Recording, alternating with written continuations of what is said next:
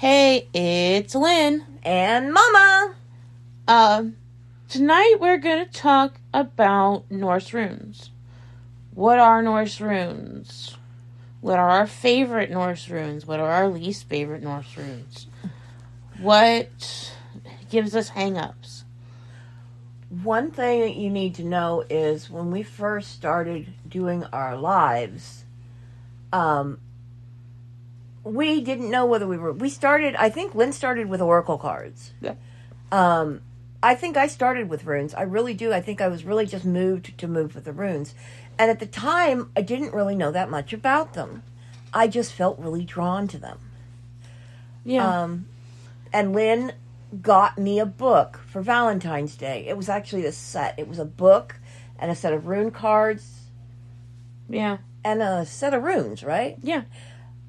In this gorgeous little collection. And I loved it.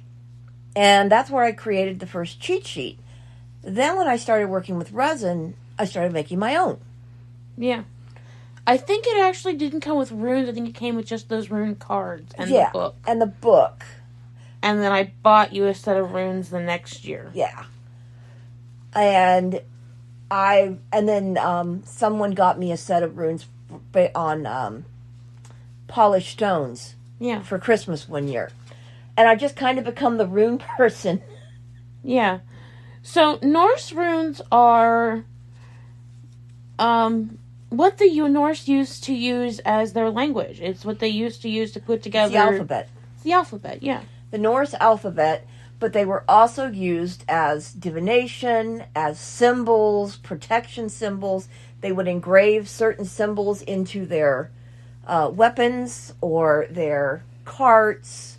They even use them as brands for their animals. Yeah. To keep them safe or secure or whatever. To distinguish them. And there are... Because they'd use them as their initials, things like that as well.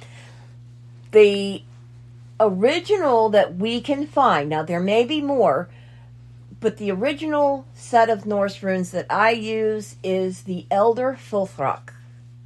And it is a set of 3 ayets of 8 runes each, for a total of 24 runes in the Elder Fulthrock.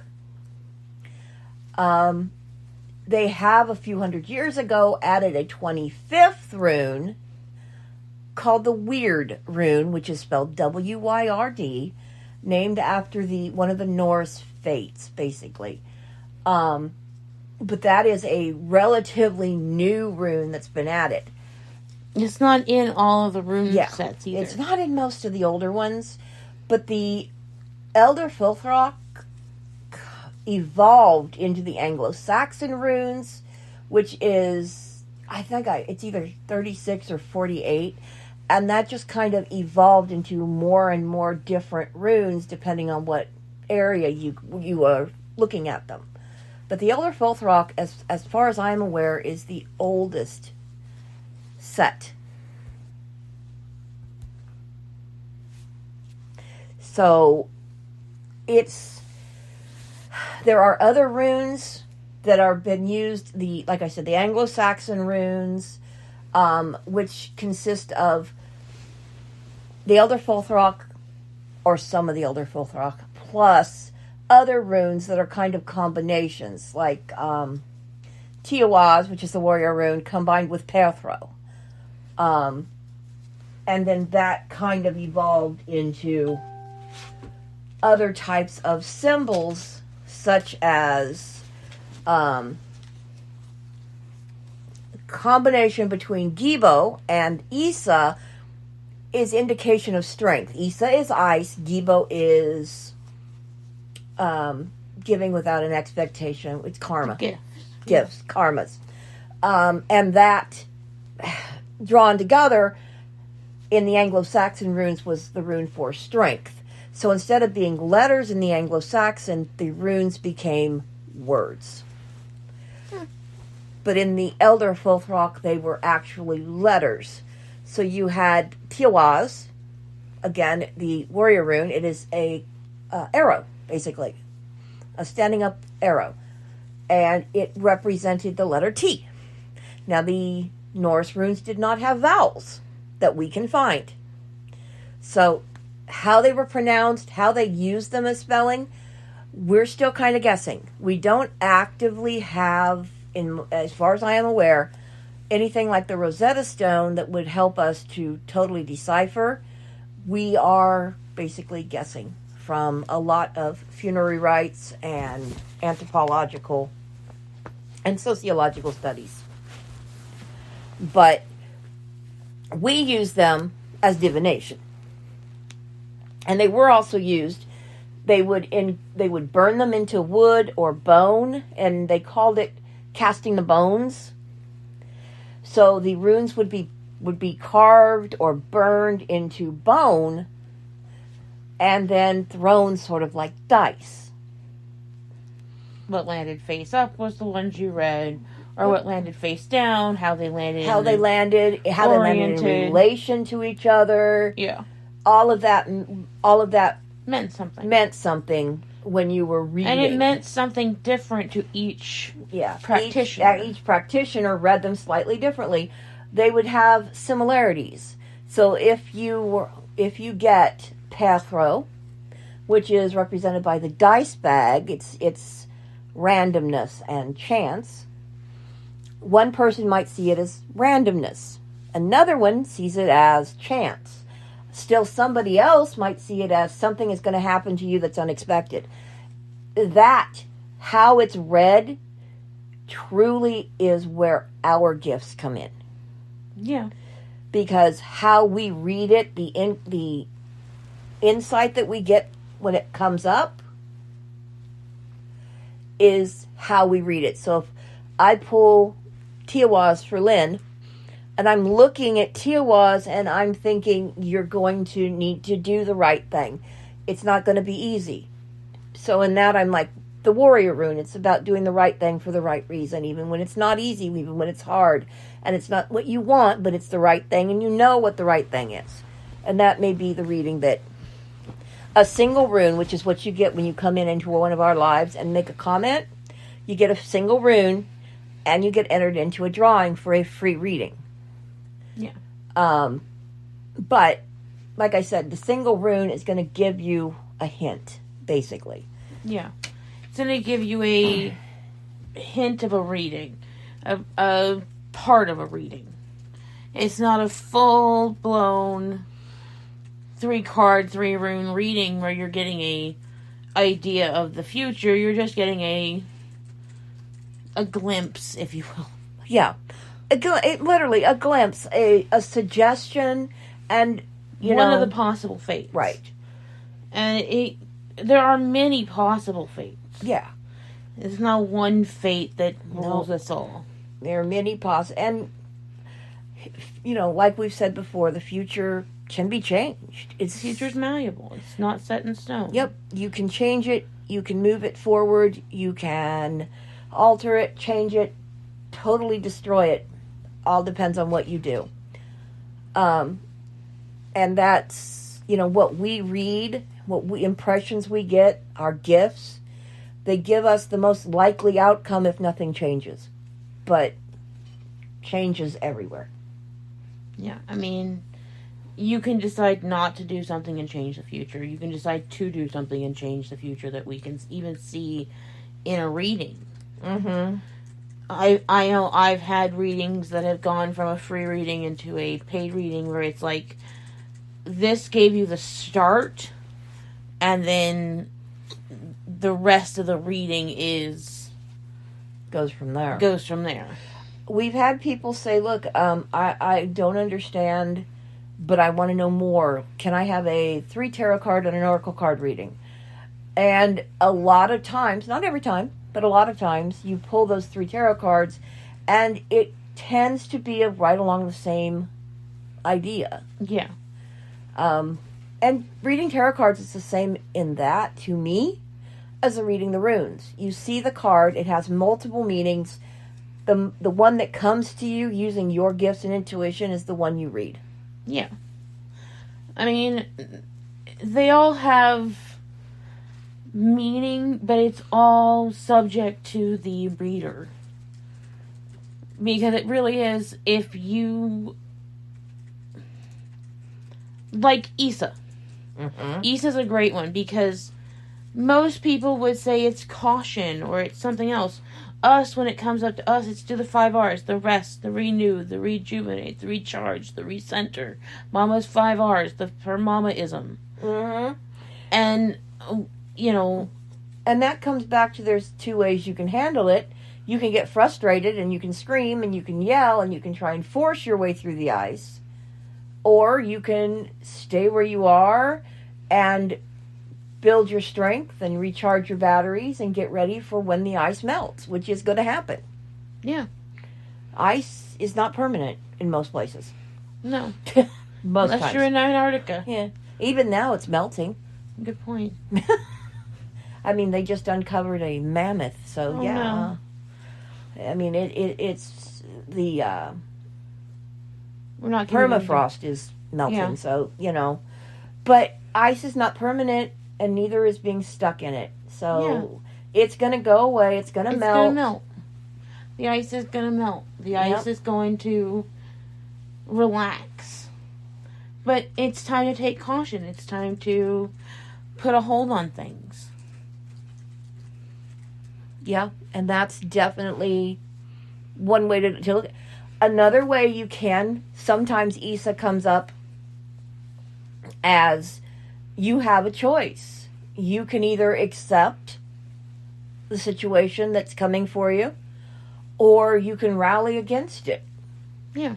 I mean, that is more similar to Laguz, but it's with Issa, it just depends on how it comes across to people.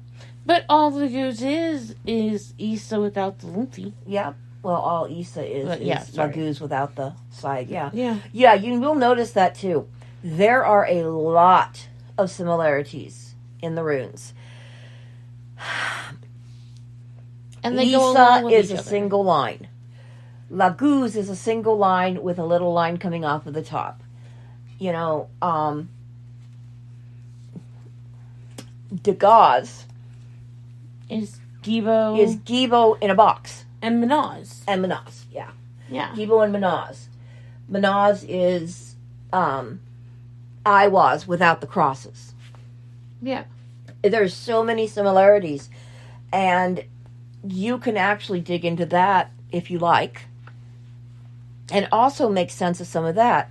You know, a lot of times if we do a 3 rune reading, Finish your thought, but then we have to wrap up. after 3 rune reading, we have a set of dice that has 1 ayat on each die. You cast that and do a 3 rune reading. Yeah.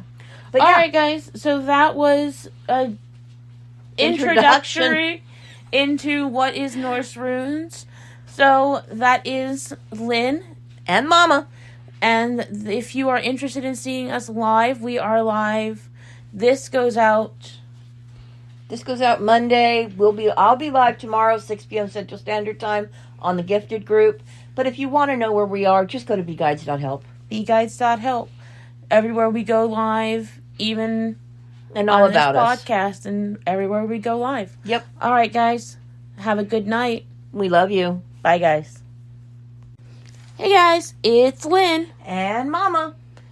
Tonight we're going to discuss our favorite runes and our least favorite runes. So, Mama, you want to go first with your favorite rune? That is a really, really difficult one anymore. I'm torn between Gibo, which is the exchange, which is gift, and Berkano, which is new beginning, something new, a new project, new something that you're going to be starting. I love... Fehu is another one of my favorites, but any of those are very positive things to offer up to people. If you're like Gibo, then one of the things about Gibo for people is you are reaping what you have sown and you are sowing what you will reap. It is all about that karma, about balance. And that's can be a negative thing to some people, but it's also a positive thing. Because you're saying, be positive, put positivity to the universe, you're going to get positivity back. Berkano is that brand new start. Something new. A new relationship, a new project, a new something. Usually something you've got to nurture and take care of. But it gives people that hope of new interests, new things going on. And then Fehu is an increase in financial abundance. And of course, financial abundance is always good. Doesn't necessarily mean you're going to get money, but it can be you're going to get money or material items, or you're going to save money on something you would have had to buy by finding it at a discount. You're going to find money in the street, find a $5 bill in your pocket. It's a lot of basically an increase in your financial aspects that can be then moved into an abundance in other aspects. So all of those are my favorites. And see, I'm a simple kind of girl. I love my storm. I love my Hagalaz. Hagalaz is my favorite rune. Followed, honestly, quickly by Yara. Really? Yeah, I like Yara. Yara being the harvest, or the year, the cycle. Because they're both natural things. They're both in that second ayat, which is the Watchman. It's the external effects. It's the universe having an effect on you. Yeah. Rather than you having an effect on the universe. Yep. Or each other. Yeah. Yep. To be fair, I don't remember. Are all three of mine in the first ayat? No, Berkano's in the last ayat. Fehu and Gibo are in the first ayat. And the first ayat is all about the human condition. It's humanity and the feelings and the things that happen to humanity. Yeah. So, yeah. That tracks. That tracks. It does. Okay, now your least favorite. You get to go first.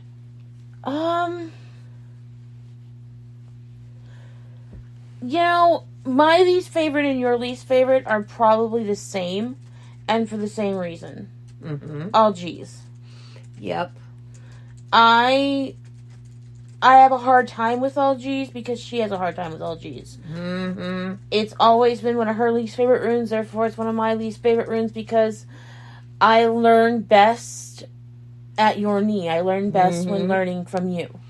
And to be fair, you've really only been learning about runes from me for the last couple of years. Yeah. So it's been an adult to adult thing rather than adult to a child thing. Yeah. But yeah, I can see that. And yes, Algiz, because it's such a personalized rune, it's protection, it's asking for help. It's however you ask for protection, however you ask for help. You know, for me, it might be, if Algiz comes up to me a lot of times, it's you need to talk to your deity, because you're ignoring the protections that are being offered to you. And I do. I rush in where angels fear to tread. And see, Algiz for me will always be protection. And what do I need to protect myself from? What do I need to protect myself with? And it's part of the second ayat too. Mm-hmm. Which is that Watchman, which is that external effects, because sometimes you need protection from the universe, and sometimes you need to protect the universe from you. Yeah. And that is right up there. And but Algiz is probably my least favorite because it's, while I don't spin it only to a positive and lie to anybody, I would like to present a positive spin on things. Yeah. And Algiz makes it hard for me to do that because that's why I came up with it being the Valkyrie, the Mama Bear spirit. Yeah, and the Mama Bear spirit I don't get as well. That one's not. It's the Valkyrie spirit. And the Valkyries are picking up the spirits of the dead. See, I'm not quite up on that one either. No, but the Valkyries are more than just picking up the spirits of the dead. They help decide who goes, if they were worthy of going. Right. And that, I don't know if Algiz represents that to me or not. Because it's not about decisions. To me, Algiz is literally about You're the only one that knows when you need help. Look into your own insides to figure it out. Yeah.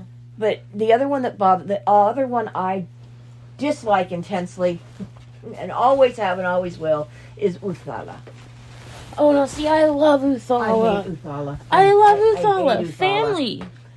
It's homeland. It is exactly where you come from. Oh no, I don't want to because then you have to look into your past. Yeah, Your path is shady. My path is shady and shitty. But it's also, the other thing I don't like is because when I'm giving a reading, one of the things Uthala almost always comes up about is where you came from. Yeah, and some people don't want to look at that. A lot of people don't want to look at that. Plus, what is the word I'm looking for? That is almost always shadow work to me. Yeah. And I hate to tell people you've got shadow work to do. I hate to do it, even though I do it a lot. See, now these is that you've got to do shadow work to me. You've got to weigh your needs versus somebody else's wants. Mm-hmm. Anytime I have to pick between myself and somebody else, yeah, I'm too selfless. I will always pick that somebody else. Yeah. I will pick them over me every single time, and then be upset when I don't get that in return because they're not going to do the same thing because they don't feel the same way or they don't. And it's not even that. Because they're smarter than we are and choose themselves sometimes. And see, to me, Nathis is the universe going, pay attention to me. I'm trying to give you a lesson here and you're not paying attention. It's lessons. It's the speed bump where the universe threw those things the cops throw down. Oh, spike strips? Spike strips down and says, now, are you going to pay attention to your needs? Now that you've got 4 flat tires and you can't move, let's talk about your needs. And that's sometimes what needs to happen. Yeah. I mean, I can agree. I've had that. Now, these is not one of my favorites, though. It's not my favorite. I don't hate it. I usually have a good feeling about how to explain it, and I can bring it up in even saying negative things in a more positive light. The one everybody loves. AWAS. Success with resilience. And I love it, because I love that word. And y'all hate it. And I love resilience. Resilience means never saying die. Never giving up. Refusing to let life keep you down. You can get slapped to the ground by life, but if you get back up, it is a lesson, not a failure. Yeah. Another mama-ism. Lots of mama-isms tonight. Yeah.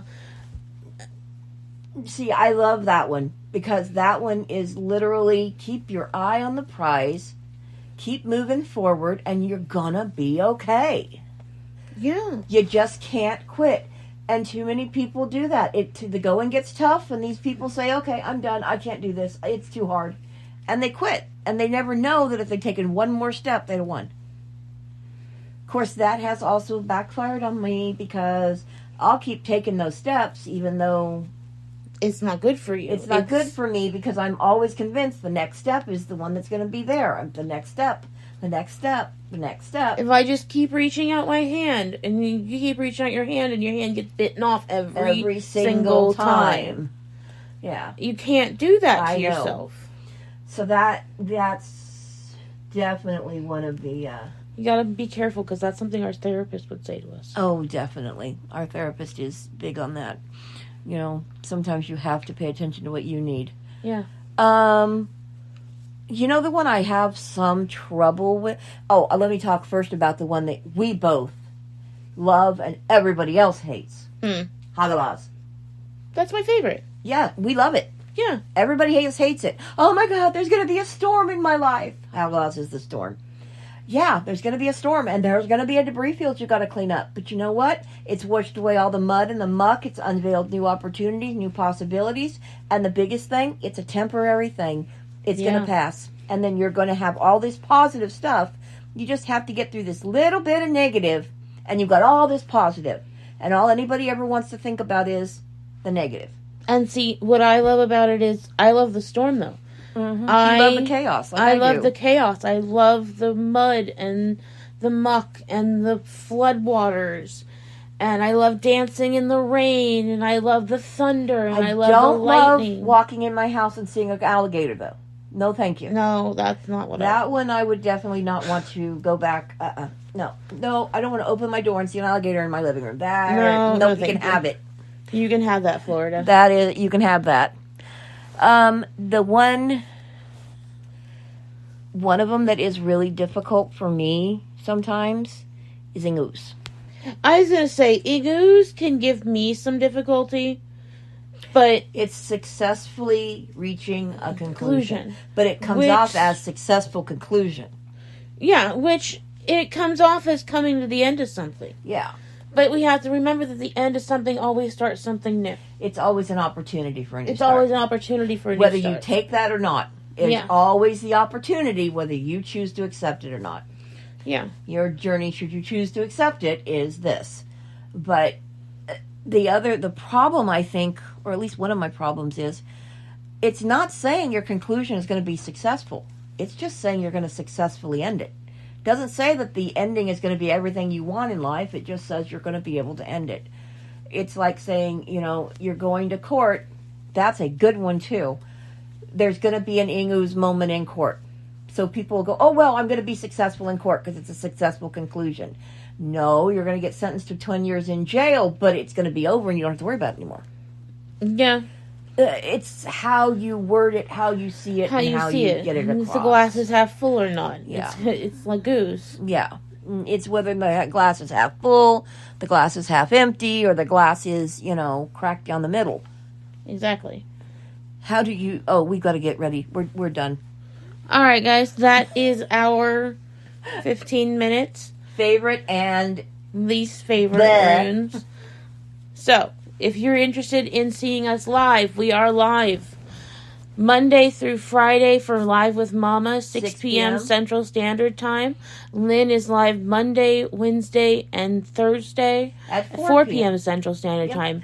Go to bguides.help. If you know, you know. If you don't know, go to bguides.help and find out. Or message us on Facebook. Yeah, message us on Facebook. Luna Lyn B Guides. Luna Lyn B Guides. All right, guys. See you later.